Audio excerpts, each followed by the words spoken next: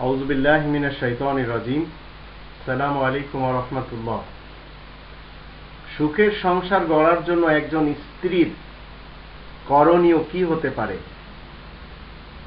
একজন মুসলিমা স্ত্রী, একজন মুমিনের পক্ষে যখন তার বিয়ে হয়, একজন মুমিন যখন মুসলিমা স্ত্রী পায়, তখন তার মতো সুখের জীবন আর কারোর এই পৃথিবীতে হয় না।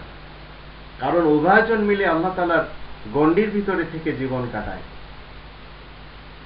স্ত্রীরা হলো ঘরের লক্ষ্মী, ঘরের শোভা এবং ঘরের কপাট অথবা ঘরের দরজা।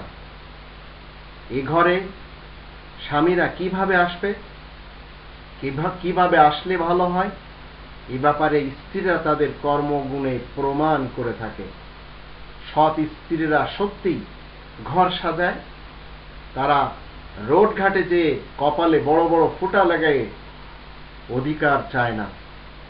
আর এই অধিকার চাওয়ার জন্য যারা ঘর থেকে বেরিয়ে গেছে, আমরা দেখতে পাচ্ছি তাদের দশা কি হয়েছে। এমনকি তারকা জগতের অনেকের ব্যাপারে সবাই জানে একাধিক বিবাহ করেছে তারা, কারণ সুখের সংসার গড়তে পারেনি, তাই স্বামী বদলায়।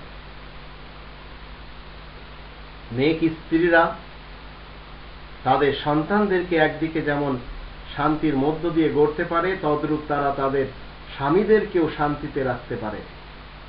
একজন শান্ত স্ত্রী তার অশান্ত স্বামীকে ফুলের মতো জীবনে আনতে পারে। তবে স্ত্রীরা যদি লোভী হয়, স্বামীদেরকে বাদ দিয়ে নিজেদের চাহিদাকে প্রাধান্য দেয়, তাহলে ওই স্ত্রীদের কারণে সুখের সংসার ধ্বংসের কূপে পতিত হয়ে যায়।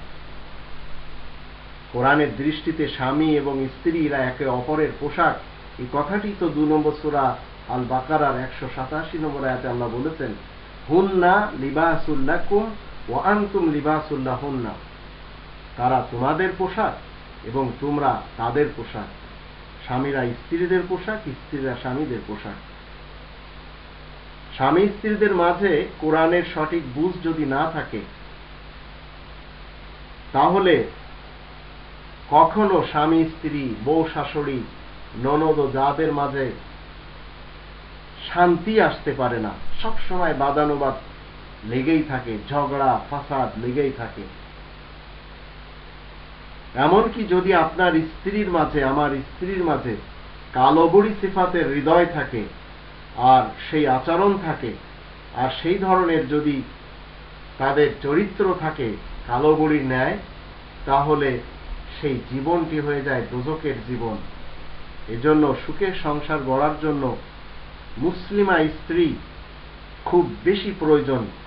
তাই বিবাহের পূর্বে অন্তত প্রাধান্য দিতে হবে যে যে মেয়েটিকে আপনি ঘরে আনছেন, বা যে মুসলিমারা যে ছেলেটিকে ঘরে আনবে, তারা কোরআনের জ্ঞান রাখে কিনা। যদি কোরআনের জ্ঞান না রাখে, বাকি সব কিছু তাদের কাছে যদি থাকে, তো সেটা সুখের সংসার নয়, যাতনার সংসারে পরিণত হয়ে যাবে।